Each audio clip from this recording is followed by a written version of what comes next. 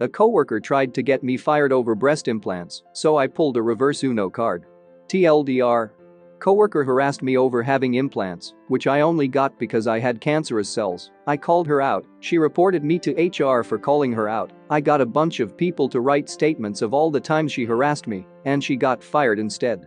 Also, I've been told that isn't what a reverse Uno is, but I can't change it. 4 years ago now, when I was 24, my mum died of breast cancer, and as both my grandmothers had also died of it, I saw a specialist for a screening. I found out I had some cells in one of my breasts that could have turned cancerous at any given moment. I was told I had a few options. I could have regular screenings every 3 or 4 months until it does develop into cancer. I was told the risk of the cells becoming cancerous was very high due to family history, but it could also potentially never turn, so I'd just be getting these screenings for no reason. I could get a single mastectomy on the breast with the bad cells, but they'd need to keep an eye on the other one, so I'd still need regular checkups for the other breast. I could get a bilateral mastectomy and remove all of my breast tissue, basically eliminating the risk. I went for a bilateral mastectomy. It was admittedly the most drastic option, but after seeing what cancer did to my mum and grandmothers, I didn't want to risk it. I was warned about scarring, but told it should be fairly minor. It wasn't, and I was left with 2 huge pink jagged scars on either side of my chest, each about an inch long and half an inch wide, and it caused me to go into a severe depression, where it got to the stage of me not even leaving my flat because I didn't want people to see me, throwing out my mirrors and getting physically sick looking at myself. I went to a therapist who suggested a plastic surgeon. The therapist said they'd never normally do that, but it was clearly something I was struggling with and I might never get over it, and the therapist could see why I struggle with it. Although I'll admit the therapist did send me to ask about scar reduction. The plastic surgeon suggested a cream, a laser, or implants. The cream didn't work, and the laser was both expensive and risky, so I went with the implants. My natural boobs were an F cup, so I went with a slightly smaller DD. Since then my mental health has improved and I feel a lot better about the way I look. My confidence has gone up, as has my self-esteem. I know I shouldn't put so much into my appearance, but I wasn't exaggerating about these scars. Huge, bright pink, jagged, raised, just really awful to look at, and I hated seeing myself, and they are now nicely hidden away, and you can barely feel them. In the present day, I'm 28 years old and working in an office. I'm doing a lot better than I was. My coworker, Jill, found out I'd had a boob job, but not about the cancer thing, when myself and my friend from years before the mastectomy were planning a holiday, and she made a joke about me going on a plane with my implants, and Jill overheard.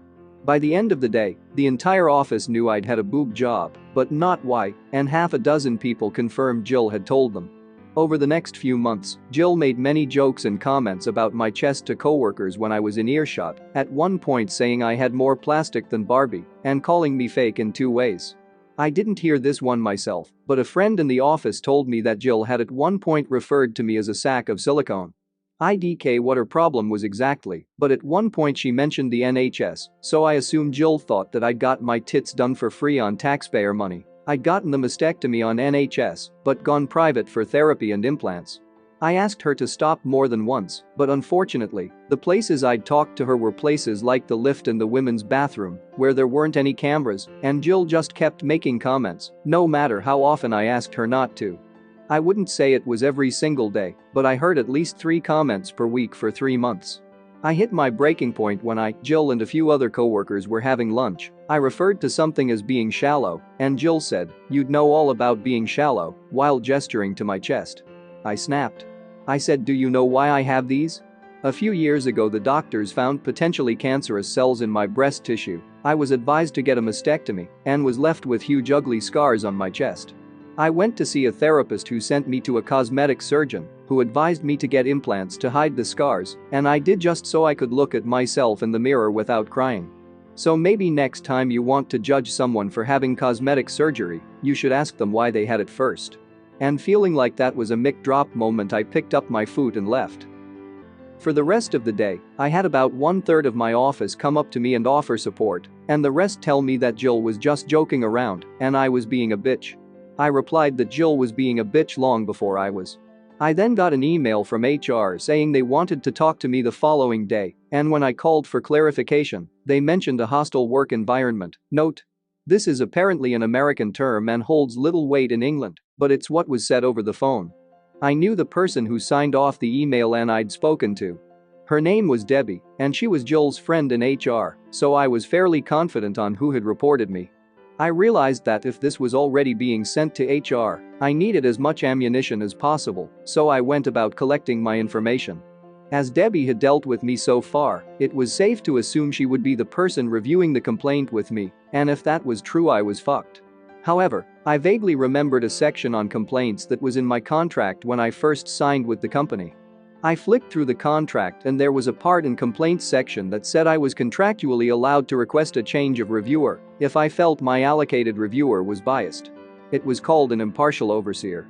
I photocopied the page and highlighted that part. Then I messaged the people who had offered their support over Facebook and said basically, HR has asked to see me. Do any of you remember Jill insulting me to your face, and are you willing to write and sign something saying what you heard and when? Not everyone was willing to help as Jill is somewhat feared in the office due to her befriending HR and management, but about 20 people were willing to help me. I guessed roughly when I'd asked Jill to stop previously, the 4 asks over the last few months. Some timings were easy to guess as they'd happened on my break or when I'd first arrived at work, and I wrote them all down, along with a rough time of when the lunchroom confrontation happened and a list of names of who was there for the lunchroom confrontation.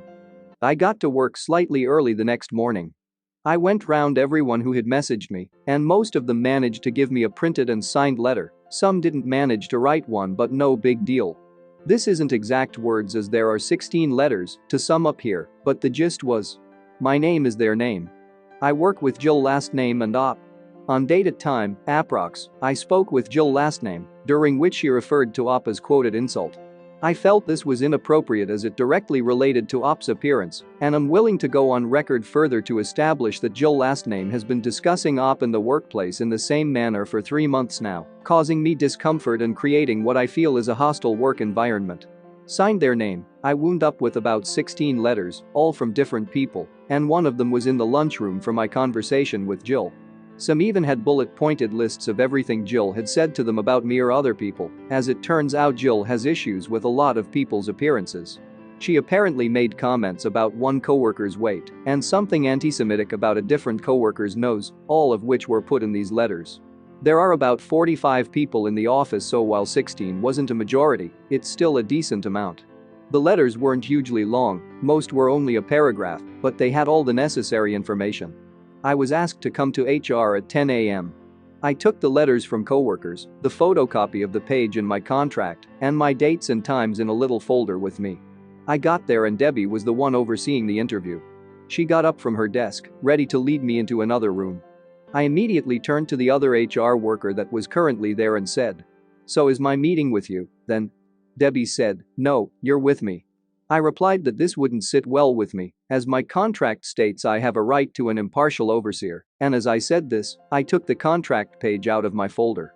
Debbie read it. I wouldn't let her take the paper when there was a shredder so close by, and said she could be impartial. I replied that I really didn't mean to be a pain, but I had it on good authority that the person on the other end of this complaint is her friend, and my contract does say I'm allowed an impartial overseer. Debbie stomped off to get supervisor. Supervisor asks how I know she can't be impartial, and I tell him that I have it on good authority that the Jill, who was on the other end of this complaint, is a close friend of Debbie. He asked Debbie if this was true, to which she only replied, "I can be impartial." Supervisor took a deep breath, asked the other HR rep to come with him, and the 4 of us all went to review the complaint. I thanked them for being so accommodating. I was worried I'd annoyed them. Debbie took out the complaint, and all 3 of them went through it with me. Debbie looked homicidal the whole time the interview was happening, as she had clearly anticipated firing me, or at least recommending me being fired. The interview went something like this.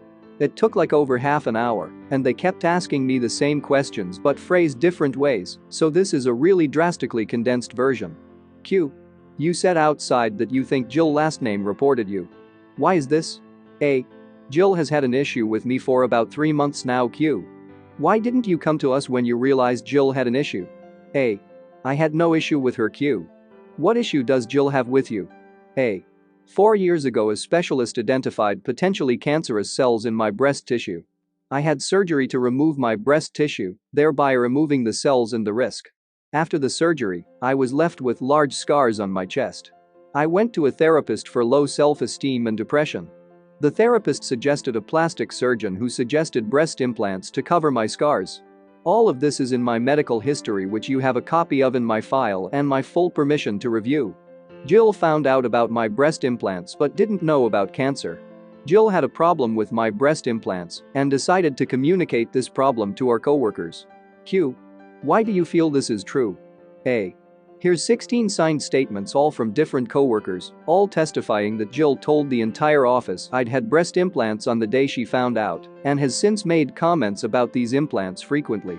They have quotes of what Jill said to them about it and rough dates and times. Q. Rough dates and times? A. No one knew this would be escalated to such an extent, so no one really took notes as and when it happened. Q. What event or events do you think directly led to this complaint of harassment? A. For me, the harassment began when Jill told everyone about my breast implants without my consent, but as to the complaint placed against me, it would probably be what happened at about time yesterday in the lunchroom. Jill made a comment about me being shallow while gesturing to my breasts, and I replied by giving her an abridged version of my relevant medical history and ending with a comment about the importance of getting the full story. There are cameras in the lunchroom, so I'm sure you'll be able to find that conversation.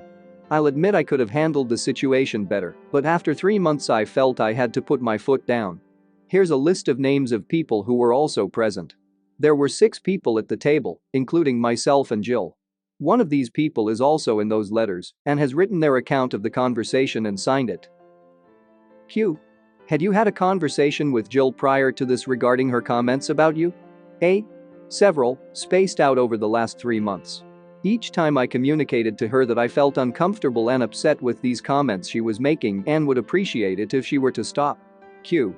To your knowledge, was Jill made aware of your former cancer at any point in this time? A. No. It wasn't mentioned in the conversation with my friend she overheard, and I didn't tell her because frankly it's none of her business, and I did not feel the need to detail my medical history to a coworker in order to avoid further sexual harassment. The supervisor stands up and says, "Well, I think we're done here." He shakes my hand and sends me back to my desk, saying that I'd hear from them after they reviewed the evidence, letters, CCTV, medical history and anything they had already, and made a decision on the case. I got back to my desk, pulled up my CV, and prepared to start the job search again. About an hour goes by, then the person who wrote the letter and was there for the lunchroom conversation gets called for a meeting with HR. They come back 10-ish minutes later. The other people who were also there for the lunchroom conversation get called one by one, except Jill. All of them are gone for about 10 minutes, then come back, find a coworker, and say that HR wants to see them. Then the people who wrote letters but weren't there yesterday are also called one by one and are each gone for about 10 minutes each, some longer, some shorter. By about 3:30 it looks like everyone who wrote a letter or was there in the lunchroom has been interviewed. Then, finally, Jill gets called in.